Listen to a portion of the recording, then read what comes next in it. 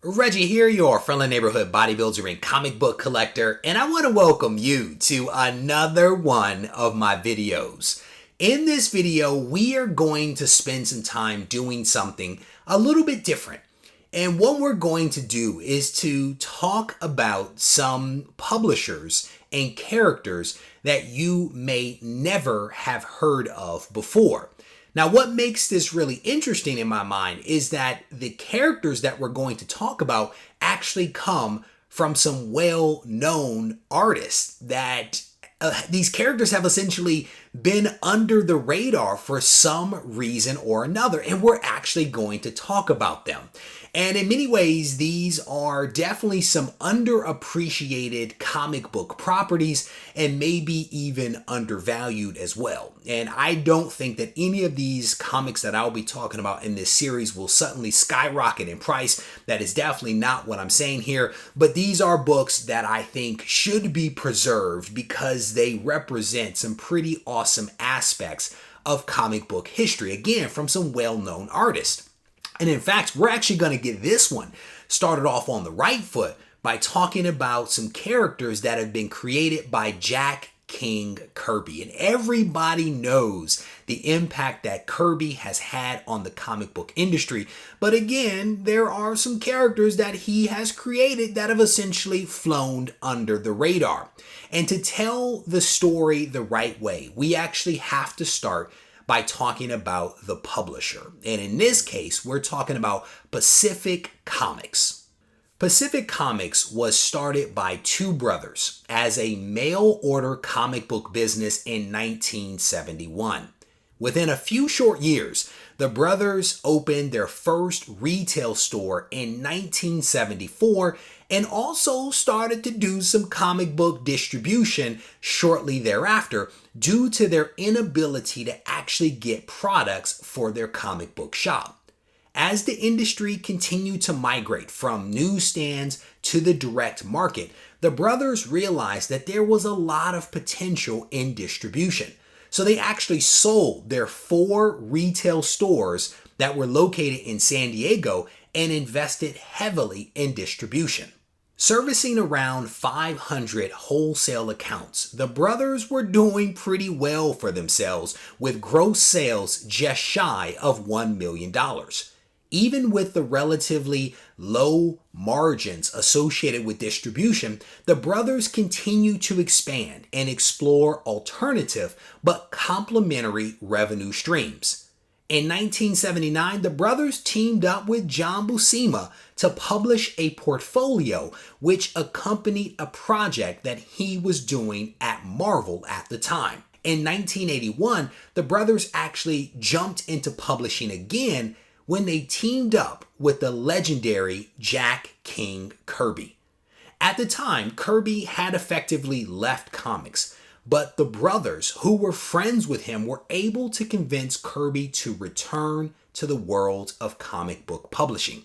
They were able to entice him by negotiating a deal that essentially allowed Jack to retain full ownership and copyrights to his creations. Pacific Comics essentially paid Jack royalties based upon the performance of his comics. The royalty-based model that was basically set up by Pacific Comics had a dramatic impact in many ways and continues to have a dramatic impact on the comic book industry. As a result of what they did, both Marvel and DC actually modified how they were compensating their creators, because it was in around 1982 that Jim Shooter actually introduced royalties into Marvel Comics. And we heard recently directly from Chris Claremont that this was an incredibly beneficial thing for creators at Marvel, and specifically him. And if you haven't seen that video, I definitely want to encourage you guys to check that one out elsewhere on the channel. But the point is that what Pacific Comics did had an impact both on Marvel and DC, and then it also had a huge impact on Image Comics, which made its debut in the early 90s. And essentially that was a creator-owned company that was stood up that looked a whole lot like what it was that Pacific Comics was doing in the 80s. In August of 1981, Pacific Comics published Captain Victory and the Galactic Rangers. The brothers anticipated sales of around 25,000 copies for issue number 1, but they were completely wrong about how well this comic was going to sell. In fact, it sold more than 110,000 copies. Due to the massive success of Captain Victory, Jack Kirby allowed the brothers to publish a second title entitled Silver Star. Both of these titles were scripted and drawn by Jack King Kirby. Before the demise of Pacific Comics in 1984, they went on to publish works from creators like Steve Ditko, Neil Adams, Dave Stevens, and also Mike Gorill. At its core, the story of Captain Victory and the Galactic Rangers is basically about cops and robbers to some degree. The Galactic Rangers were a police force that essentially roamed the galaxy and protected it from the spread of an evil society known as the Insectan. For the purpose of a shortcut, think of the Insectan as like the Borg or the Annihilation Wave, right? They are essentially a humanoid insect type of race that operates under a hive mentality. The Insectan are ruled by the Lightning Lady, who is guided by a regent who gives her counsel. I have read a lot of Jack Kirby stories over the years, and I can tell you that this one isn't bad. The pacing of the story is solid, and the dialogue isn't as forced as some of Kirby's earlier work. And if you look closely at the artwork, you can't help but be impressed by his artistic talents. And in fact, you may notice that some of the characters and scenes being depicted are reminiscent of other projects that Kirby worked on at both Marvel and DC. In this portion of the video, I want to spend some time showing you some of the books from Pacific Comics that I've actually pulled from my collection. And I will tell you that I am missing some books from the run, and I'm actually trying to fill in some of those gaps right now by hunting for these books in the collection. But I've also purchased some of them online because I wanted to make sure that I had them. And issue number 1 is one that I'm missing, but it is on order and it will be here very soon. So to that point, we're actually going to start off by looking at issue number 2 of Captain Victory. Just some classic Kirby artwork right there. I'm going to be rebagging and boarding all of these books as soon as this video wraps up, but I wanted to keep them in the original bags and boards for the purpose of the video. So that is issue number 2. Here is issue number 4. And again, I think I ordered issue number 3 as well. So fingers crossed that that actually arrives and is in good shape. Here is issue number 5. Really cool book right there. I'm actually reading this series right now, and I am enjoying it. As I mentioned, I'm looking forward to kind of seeing where the story actually goes. This next one is issue number 6, and this is actually what they call a jumbo 48-page issue. Just a really cool cover right there. Now, what's also great about this particular book is that this isn't just a comic containing artwork and a story from Jack King Kirby. It actually contains a story and artwork from Stephen Ditko as well. As mentioned earlier in the video, the folks at Pacific Comics actually work with a lot of legends, and one of them was Stephen Ditko. He actually has a backup story in the back of this book. I believe it's called Missing Man or something like that. I haven't read it just yet, but I'm looking forward to checking it out. Here is issue number 8. And if this doesn't look like something out of Eternals, I don't know what does. I mean, this is just a really, really cool cover right there.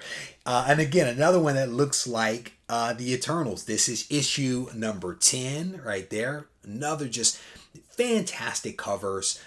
Very much Jack Kirby. Here is issue number 11 right here. And I honestly don't know how long the story ran for, but I do know that it was around this time, around the time of issue number 11, because of the success of the sales for this particular title. This is actually when issue number 1 of Silver Star was released, because again, because of the success, Jack's like, hey, here's another book for you guys to actually work with. And so it was around the time that this actually happened right there. Here is issue number 12, and here is issue 13 right there. And as I mentioned, I do not have issue number 1 in my possession just yet. It has been ordered, but I do have a number 1. It is a special number 1, a swashbuckling special at that. But this is special number 1, Captain Victory. And I want to say that this particular issue number 1 actually came out 2 years after the original number 1 dropped. And I don't know why they decided to do this special number 1, to be honest with you, but these are exactly the same cast of characters that appeared elsewhere in the regular series, but they decided to do this one as a special for some reason or another.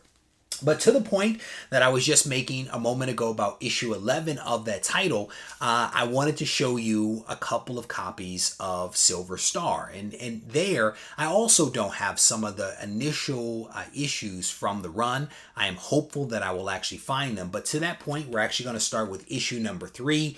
And this one as well, I have started to read. And I honestly prefer this one over the Captain Victory. There's something about the tone of this one, the way that the characters interact with one another. I'm enjoying this series a little bit more than the other, but I'm going to continue to read both because I'm a Jack Kirby fan. And what's cool is that they actually call this one a visual novel instead of a graphic novel or a comic book. It is a visual novel. Here is issue number 5 right there. I only have a couple of issues of this one.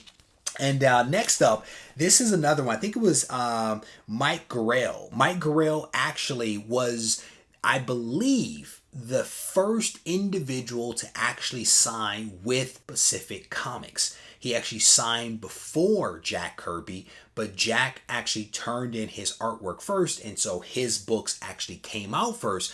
But Mike Gorill did sign up with them, and they did release some of his work. And his title was Star Slayer and the Log of the Jolly Ranger, or Jolly Roger. Sorry about that. I do not have issue number 1. I'm hoping that I find it, but this is issue number 2 of his particular book.